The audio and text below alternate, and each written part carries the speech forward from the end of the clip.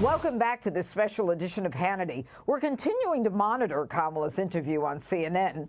It's her first time sitting down with the press since Joe Biden dropped out of the race. Here's what she told the network about how her position on fracking has changed. In 2019, you said, quote, "There is no question I'm in favor of banning fracking." Fracking, as you know, is a pretty big issue, particularly in your must-win state of Pennsylvania. Sure. Do you still want to ban fracking? No, and I made that clear on the debate stage in 2020, that I would not ban fracking. As vice president, I did not ban fracking. As president, I will not ban fracking. In 2019, I believe, in a town hall, you said, you were asked, would you commit to implementing a federal ban on fracking on your first day in office? And you said, there's no question I'm in favor of banning fracking. So yes. So it changed in that campaign? In 2020, I made very clear where I stand. We are in 2024, and I've not changed that position, nor will I going forward. Harris was also asked about her constant flip-flopping on issues including the border. She said she suddenly believes that people should be prosecuted for illegally crossing the border, the southern border. She said that she and Biden did good work on the economy, and she is proud of her record. Harris even claimed Joe Biden was very clear from the beginning that he would endorse her after dropping out. And Harris's running mate, Tim Walz, admitted that his grammar was incorrect when he claimed that he carried weapons of war in war, which he never did. And here with the reaction is Fox News contributor Joe Concha. All right. Good evening, Joe. Hi. How are you, Janine? I'm not well. First of all, she said that she wants to ban fracking, okay? And when she was asked to follow up by Dana Bash, she said, well, I made clear on the debate stage that I was against fracking, and I haven't done anything since that 2020. Didn't she what is she talking about, Joe? She's lying, Judge, no question. Yeah. I think we found there's a reason why Kamala Harris has avoided talking to the press for nearly 6 weeks since essentially becoming the Democratic nominee. You take away her teleprompter, and it's a train wreckalicious hot mess of a dumpster fire. A few things to unpack here from this interview. For starters, the opening to the interview, and I know you're on the air, but I watched it, looked more like a campaign commercial produced by the Kamala Harris campaign itself. Many of the questions that Dana Bash asked, they were the rhetorical version of a hot stone massage.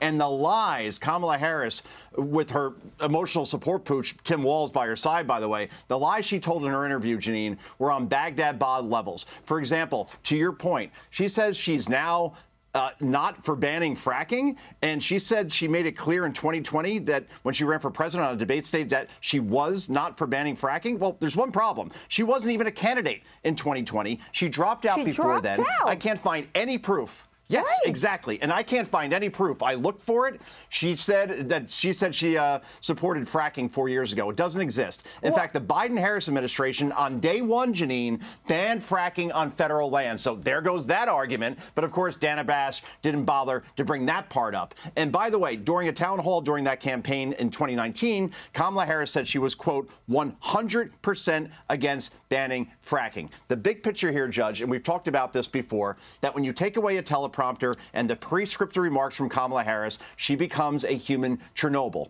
Let's read this money quote again from this interview, because I've read it 10 times and I still have zero idea what she's talking about. Kamala Harris, quote, you mentioned the Green New Deal. I've always believed, and I've worked on it, that climate change is real, that it is an urgent matter to which we should apply metrics that include holding ourselves to deadlines around time. Yeah, deadlines should apply to time. How utterly profound. This did not go well at all, and this is a big turning point in this election. No question about it, Janine. Well, you know, and if she wants to talk about metrics around time, she can say that she's against the EV mandate, which she's the one who, I believe, sponsored the bill. And in addition to that, the bill had times built in where after 2030, you had to have only 50% of the cars could be fossil fuel or gas fueled. Yeah. And by 2040, 45.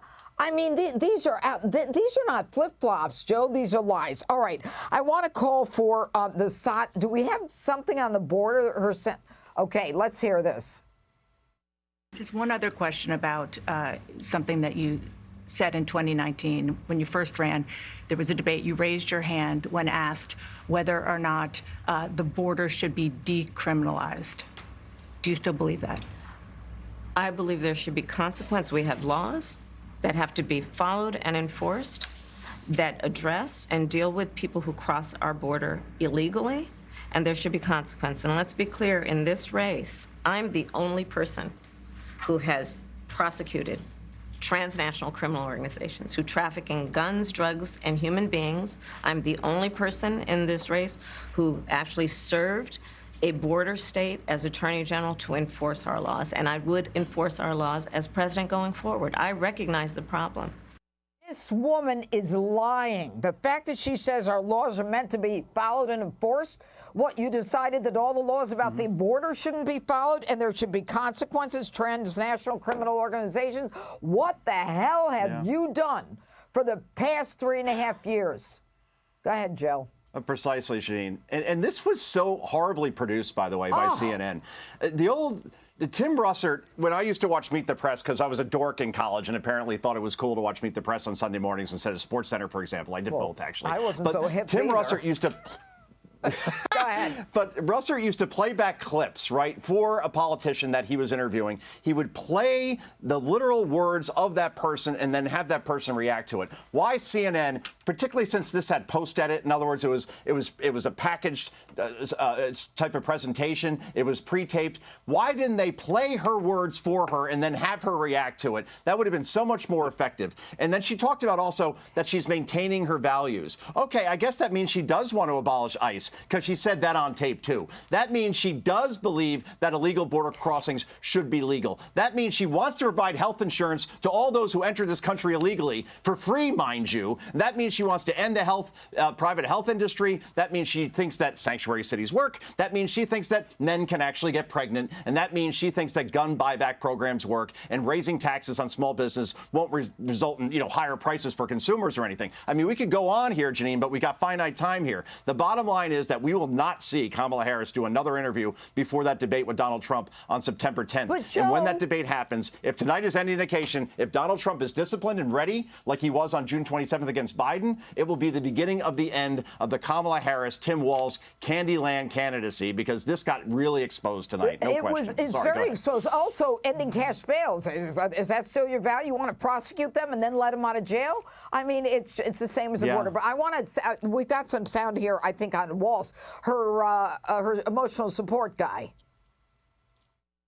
The idea that you said that you were in war. Yeah. Did you misspeak, as the campaign has said? Yeah, I said we were talking about, in this case, this was after a school shooting, the ideas of carrying these weapons of war. And my wife, the English teacher, told me my grammar's not always correct. But again, if it's not this, it's an attack on my children for showing love for me, or it's an attack on my dog. I'm not going to do that. And the one thing I'll never do is I'll never demean another member's service.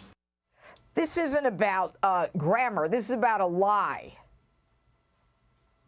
He's playing the victim here, Tim Walz, isn't he? Like, oh, they're attacking me because I misspoke. You didn't misspeak, pal. You left your unit when they were deployed to a war zone because you didn't want to fight anymore. Grammar, please. They're so phony, inauthentic. He also this was lied a train about his wreck. status commander, Sergeant Major. Hey, Sean Hannity here. Hey, click here to subscribe to Fox News YouTube page and catch our hottest interviews and most compelling analysis. You will not get it anywhere else.